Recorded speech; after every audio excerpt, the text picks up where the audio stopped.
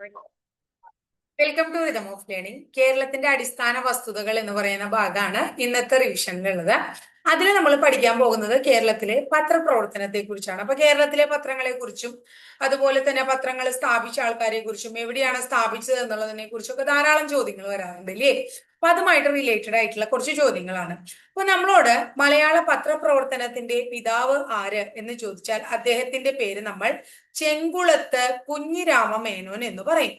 ചെങ്കുളത്ത് കുഞ്ഞിരാമ മേനോനെയാണ് എന്തു പറയുന്നത്? മലയാള പത്രപ്രവർത്തനത്തിന്റെ പിതാവ് എന്നറിയപ്പെടുന്നത്. എന്നാൽ മലയാള പത്രപ്രവർത്തനത്തിന്റെ വന്ധ്യവയോധികൻ എന്നാണ് ചോദിക്കുന്നതെങ്കിൽ മലയാള പത്രപ്രവർത്തനത്തിന്റെ വന്ധ്യവയോധികൻ ആരാണ്? വേങ്ങയിൽ കുഞ്ഞിരാമൻ നായരാണ്. ആരാണ്? വേങ്ങയിൽ കുഞ്ഞിരാമൻ നായർ. അദ്ദേഹത്തെ മലയാള പത്രപ്രവർത്തനത്തിന്റെ വന്ധ്യവയോധികൻ എന്ന് വിളിക്കുന്നു. ഇനി മലയാളത്തിലെ ആദ്യത്തെ ദിനപത്രം എന്ന് നമ്മൾ വിശേഷിപ്പിക്കുന്നത് രാജ്യസമാചാരമാണ്. മലയാളത്തിലെ ആദ്യത്തെ ദിനപത്രം രാജ്യസമാചാരാണ്. 1847 ഈ പത്രം ആരംഭിച്ചത്. തലശ്ശേരിയിലെ ഇല്ലിക്കുന്ന് ബംഗ്ലാവിൽ നിന്നാണ് ഇങ്ങനെ ഒരു പത്രം ആരംഭിക്കുന്നത്. ആരംഭിച്ച വ്യക്തി ആരാണ്? ഹെർമൻ ഗുണ്ടർട്ട് ആണ്. ആരാണ്? ഹെർമൻ ഗുണ്ടർട്ട് ആണ് അത് ആരംഭിച്ചത് എന്ന് ഓർത്തു വെച്ചോളോ. രണ്ടാമത്തെ ദിനപത്രമാണ് ചോദിക്കുന്നെങ്കിൽ മലയാളത്തിലെ രണ്ടാമത്തെ ദിനപത്രത്തിന്റെ പേര് പശ്ചിമോദയം എന്നാണ്. പശ്ചിമോദയം ആരംഭിച്ചതും 1847 നിന്നാണ്. അതുപോലെ തന്നെ ഗുണ്ടർട്ട് തന്നെയാണ് ആരംഭിച്ചത് എന്നും കൂടി ഓർത്തു വെക്കാട്ടോ. അപ്പൊ പശ്ചിമോദയവും ഗുണ്ടർട്ട് തന്നെയാണ്, 1847 തന്നെയാണ്. അപ്പൊ മലബാർ കേന്ദ്രമായി പ്രവർത്തിച്ചിരുന്ന മിഷണറി സംഘമാണ് എന്താ പറയാ ബാസൽ ഇവാഞ്ചലിക്കൽ മിഷൻ എന്ന് പറയുന്നത്. അപ്പോ ആ ബാസൽ ഇവാഞ്ചലിക്കൽ മിഷന്റെ എന്തായിരുന്നു? പ്രവർത്തകനായിരുന്നു ഹെർമൻ ഗുണ്ടർട്ട്. അപ്പൊ ഈ രണ്ട് പത്രവും BEMന്റെ നേതൃത്വത്തിലുള്ള പത്രമായിരുന്നു എന്ന് ഓർക്കുക. അടുത്ത പത്രത്തെ കുറിച്ച് നമ്മൾ പഠിക്കുന്നത് എന്താണ്? മലയാളത്തിലെ മൂന്നാമത്തെ ദിനപത്രമാണ്. അതിന്റെ പേര് ജ്ഞാനനിക്ഷേപം എന്നാണ്. മലയാളത്തിലെ മൂന്നാമത്തെ ദിനപത്രം ജ്ഞാനനിക്ഷേപമാണ്. 1848 കേട്ടോ പുറത്തിറങ്ങിയത്. അപ്പോ ഇത് കോട്ടയം ജില്ലയിലെ CMS പ്രസിൽ നിന്നും പ്രസിദ്ധീകരിച്ച പത്രമാണ്. തിരുവിതാംകൂറിൽ നിന്നും അച്ചടിച്ച, അതായത് ഇത് തിരുവിതാംകൂറിലാണല്ലോ CMS ഒക്കെ പറയുമ്പോ. അപ്പൊ തിരുവിതാംകൂറിൽ നിന്ന് അച്ചടിച്ച ആദ്യത്തെ പത്രം എന്നാ ചോദിക്കണേ വെച്ചാ ജ്ഞാനനിക്ഷേപമാണ് നമ്മൾ പറയേണ്ടത്. ഇതിന്റെ സ്ഥാപകൻ ആരാന്ന് ചോദിച്ചാ ബെഞ്ചമിൻ ബെയ്ലിയുടെ പേര് പറയണം. ബെഞ്ചമിൻ ബെയ്ലി ആണ് ഇതിന്റെ സ്ഥാപകൻ എന്ന് ഓർത്തോളോട്ടോ. ഇനി അടുത്തത് ആദ്യമായി അച്ചുകൂടം ഉപയോഗിച്ച് പ്രസിദ്ധീകരിച്ച പത്രമാണ്. അപ്പൊ CMS പ്രസിൽ നിന്നാണല്ലോ അത് അച്ചടിക്കുന്നത് കേട്ടോ. ഇനി നമുക്ക് അറിയാം, ഒരു ക്രിസ്ത്യൻ മിഷണറി സംഘമാണ് ചർച്ച് മിഷൻ സൊസൈറ്റി എന്ന് പറയുന്നത്. ചർച്ച് മിഷൻ സൊസൈറ്റി ഇത് എന്താണ്? ഒരു ക്രിസ്ത്യൻ മിഷണറി സംഘമാണ്. കോട്ടയം, തിരുവനന്തപുരം മേഖലകളൊക്കെ ഉണ്ടല്ലോ ഇപ്പോഴത്തെ, അവിടെ പ്രവർത്തനം നടത്തിയിരുന്ന ചർച്ച് മിഷൻ സൊസൈറ്റിയുടെ നേതൃത്വത്തിലാണ് ഈ ഒരു പത്രം പ്രസിദ്ധീകരിച്ചത് എന്നും കൂടി ഓർത്തു വയ്ക്കാം കേട്ടോ. CMS പ്രസിൽ നിന്നും ആദ്യമായി അച്ചടിച്ച പത്രം, ആദ്യമായിട്ട് ഒരു പ്രസിൽ നിന്നും അച്ചടിച്ച പത്രം എന്നൊക്കെ ചോദിച്ചാൽ നസ്രാണി ദീപികയുടെ പേരാ നമ്മൾ പറയേണ്ടത്. സോറി, ജ്ഞാനനിക്ഷേപത്തിന്റെ പേരാ പറയേണ്ടത്. ഒരു CMS പ്രസിൽ നിന്നും അച്ചടിച്ച ആദ്യത്തെ പത്രം, ആദ്യമായി പ്രസിൽ നിന്നും അച്ചടിച്ച പത്രം എന്നൊക്കെ പറയുമ്പോൾ ജ്ഞാനനിക്ഷേപത്തിന്റെ പേര് പറയണം. അടുത്ത പത്രത്തിന്റെ പേരാണ് നസ്രാണി ദീപിക എന്ന് പറയും. അപ്പൊ നസ്രാണി ദീപികയുമായി ബന്ധപ്പെട്ട് ചോദിക്കാറുള്ളത് 1887 ആദ്യത്തെ പത്രാധിപർ ആരാണെന്ന് ചോദിച്ചാൽ നിതീരിക്കൽ മാണി കത്തനാരാണ്. ആരാണ്? നിതീരിക്കൽ മാണി കത്തനാരാണ്. ഇനി ചോദിക്കും, ഇന്നും പ്രസിദ്ധീകരണം തുടരുന്ന ഏറ്റവും പഴക്കമേറിയ പത്രം ഏതാ എന്ന് ചോദിച്ചു കഴിഞ്ഞാൽ ഈ നസ്രാണി ദീപിക നമ്മൾ പറയേണ്ടത്. മലയാളത്തിൽ ആദ്യമായിട്ട് ഇന്റർനെറ്റ് എഡിഷൻ ആരംഭിച്ചതും ആര് തന്നെയാണ്? ദീപിക തന്നെയാണ്. അടുത്തത് വളരെ ഇമ്പോർട്ടന്റ് ആയിട്ടുള്ള ഒരു പത്രത്തിന്റെ പേരാണ് സ്വദേശാഭിമാനി ദിനപത്രം. ഈ സ്വദേശാഭിമാനി ദിനപത്രം 1905 ജാനുവരി മാസം 19 വളരെ ഇമ്പോർട്ടന്റ് ആണ്.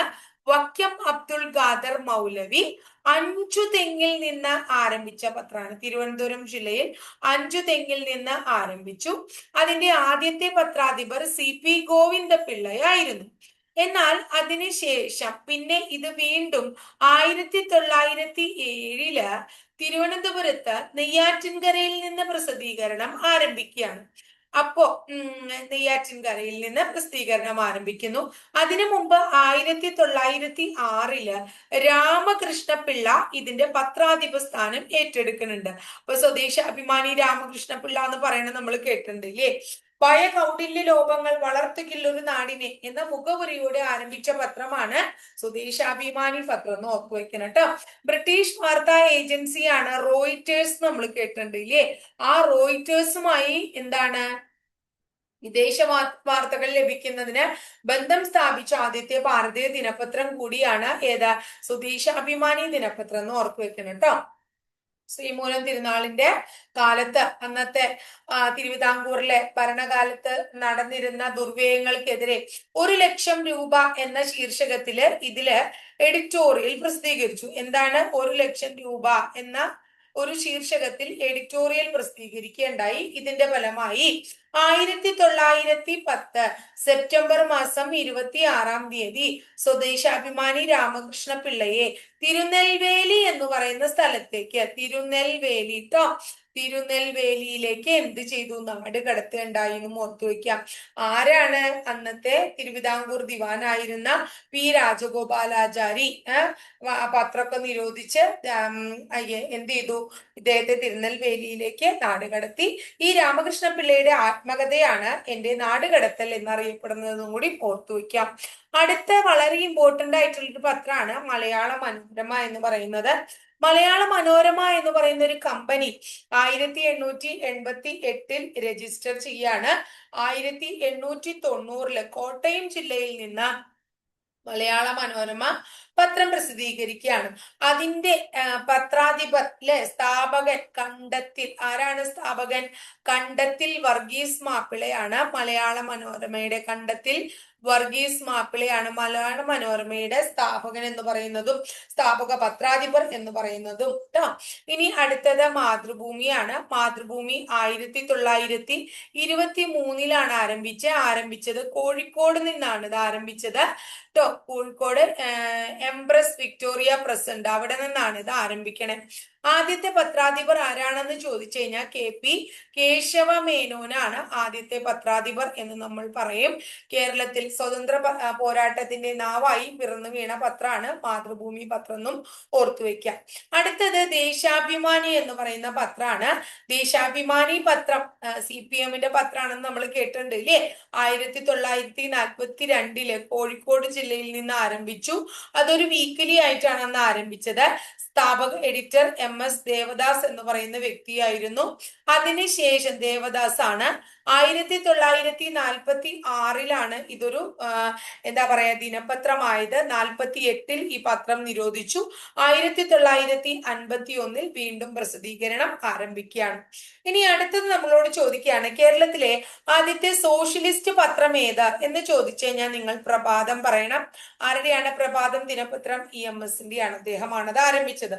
കേരളത്തിൽ ആദ്യമായിട്ട് നിരോധിച്ച പത്രം ഏത് എന്ന് ചോദിച്ചു കഴിഞ്ഞാൽ നമ്മൾ പറയും സന്ധിഷ്ടവാദി എന്ന് പറയുന്ന പത്രമാണ് കേരളത്തിൽ ആദ്യമായിട്ട് നിരോധിച്ചത് എന്ന് പറയുന്നു ട്ടോ. കേരള പത്ര സ്വാതന്ത്ര്യത്തിന്റെ ആദ്യത്തെ രക്തസാക്ഷി എന്ന് വിളിക്കുന്നത് സന്ധിഷ്ടവാദിയാണ്. അതിന്റെ സ്ഥാപകൻ WH മൂറാണ്. സ്ഥാപകൻ ആരാണ്? WH മൂറാണ്. ഇനി അടുത്തത് നമ്മളോട് ചോദിക്കാറുള്ളത് എന്താ പറയുന്നത് വേലക്കാരൻ എന്ന് പറയുന്ന പത്രത്തെ കുറിച്ചാണ്. ഇത് സഹോദരൻ അയ്യപ്പൻ സ്ഥാപിച്ച പത്രമാണ് വേലക്കാരൻ എന്ന് പറയുന്നത്. അടുത്തത് ചോദിച്ചിട്ടുണ്ട് അൽ അമീൻ എന്ന് പറയുന്ന പത്രത്തെ കുറിച്ച്. അൽ അമീൻ എന്ന് പറയുന്ന പത്രം ആരംഭിച്ചത് മുഹമ്മദ് അബ്ദുൽ റഹിമാൻ സാഹിബാണ്. അൽ അമീൻ പത്രം ആരംഭിച്ചു മുഹമ്മദ് അബ്ദുൽ റഹിമാൻ സാഹിബ് അല്ലെ. ഇനി അടുത്തത് കേരള കൗമുദി അല്ലെ, അത് ആരംഭിച്ചത് ആരാണെന്ന് ചോദിച്ചാൽ CV കുഞ്ഞിരാമനാണ്. പരീക്ഷയ്ക്ക് ചോദിച്ചിട്ടുള്ളതാണ്. കേരള കൗമുദി CV കുഞ്ഞിരാമനാണ് കേട്ടോ. വൈക്കം സത്യാഗ്രഹത്തിന് പൂർണ്ണ പിന്തുണ നൽകിയ പത്രം ഏത് എന്ന് ചോദിച്ചു കഴിഞ്ഞാൽ സമദർശി എന്നാണ് ആ പത്രത്തിന്റെ പേര്. വൈക്കം സത്യാഗ്രഹത്തിന് പൂർണ്ണ പിന്തുണ നൽകിയത് സമദർശിയാണ് കേട്ടോ. കുമാരനാശാന്റെ വീണപൂവ് ആദ്യമായി പ്രസിദ്ധീകരിച്ചത് ഏത് പത്രത്തിലാണ്? മിതവാദി പത്രത്തിലാണ്. തീയരുടെ ബൈബിൾ എന്നറിയപ്പെടുന്നു, അല്ലെങ്കിൽ മലബാറിലെ ബൈബിൾ, അധസ്ഥിതരുടെ ബൈബിൾ എന്നൊക്കെ അറിയപ്പെടുന്നത് ഏതാണ്? നമ്മുടെ മിതവാദി പത്രമാണ്. അതിലാണ് ആദ്യമായി കുമാരനാശാന്റെ വീണപ്പൂവ് പ്രസിദ്ധീകരിച്ചത്. അതുപോലെ തന്നെ റഷ്യൻ വിപ്ലവത്തിന് പിന്തുണ പ്രഖ്യാപിച്ചതും ഏതന്നെയാണ്? മിതവാദിയാണ്. ഇനി കേരളത്തിലെ ആദ്യത്തെ ഇംഗ്ലീഷ് പത്രത്തിന്റെ പേരാണ് ചോദിക്കുന്നതെങ്കിൽ നമ്മൾ പറയണം വെസ്റ്റേൺ സ്റ്റാർ എന്ന് പറയുന്നതാണ് കേരളത്തിലെ ആദ്യത്തെ ഇംഗ്ലീഷ് പത്രം എന്ന് പറയുന്നത് കേട്ടോ. ഇനി അടുത്തത് നമ്മളോട് നിവർത്തന പ്രക്ഷോഭത്തിന്റെ ജിഹ്വ എന്നറിയപ്പെടുന്ന പത്രം ഏത് എന്ന് ചോദിച്ചാൽ കേസരി പറയണം. നിവർത്തന പ്രക്ഷോഭത്തിന്റെ ജിഹ്വ എന്നറിയപ്പെടുന്നത് കേസരിയാണ് പത്രം കേട്ടോ. അപ്പൊ ഇത്രയാണ് പ്രധാനമായിട്ടും കേരളത്തിലെ പത്രവുമായിട്ട് റിലേറ്റഡ് ആയിട്ട് പരീക്ഷയ്ക്ക് ചോദിച്ചിട്ടുള്ളത്. ഇനി ഒരു പ്രാവശ്യം ചോദിച്ചിട്ടുള്ള ഒരു ചോദ്യം കൂടി ടീച്ചർ പറയാം. ദിനമണി എന്ന് പറയുന്ന ഒരു പത്രമുണ്ട്. ദിനമണി വളരെ പഴയ ചോദ്യമാണ് അത്. ദിനമണി എന്ന് പറയുന്ന പത്രം ആരാണ് ആരംഭിച്ചതെന്ന് ചോദിച്ചാൽ ആർ ശങ്കർ ആണ് കേട്ടോ. ആരാണ്? ആർ ശങ്കർ ആണ്. അതുപോലെ തന്നെ ചോദിക്കാൻ വേണമെങ്കിൽ കേരള ജനതയുണ്ട്. കേരള ജനത അതാരുടെയാന്ന് ചോദിച്ചിട്ടുണ്ടെങ്കിൽ പട്ടം താണു പിള്ളയുടെയാണ്. കേരള ജനത ആരുടെയാണ്? പട്ടം താണു പിള്ളയുടെയാണ്. പട്ടം താണു പിള്ളയുടെയാണ്. അപ്പൊ ഇത്രയാണ് കേരളത്തിലെ പ്രധാനപ്പെട്ട പത്രങ്ങളുമായിട്ട് റിലേറ്റഡ് ആയിട്ടുള്ള ചോദ്യങ്ങള്. ഇനി പിന്നെ നമ്മുടെ മാസിക അങ്ങനെയുള്ള കാര്യങ്ങളൊക്കെ നമ്മൾ എന്താ പറയാ മുമ്പ് ഓരോന്നും നമ്മൾ പഠിച്ചിട്ടുള്ളതാണ്. ഇനി നമ്മൾ കേരള റീനൈസൻസ് ഒന്ന് എടുക്കുമ്പോൾ അതില് നമുക്ക് പത്രങ്ങളും ഒക്കെ കൂടുതലൊന്നും കൂടി ഉള്ളത് നമുക്ക് പറയാം കേട്ടോ. അപ്പൊ ഇത്രയേ ഉള്ളൂ ഇന്നത്തെ ക്ലാസ്സിൽ കേട്ടോ.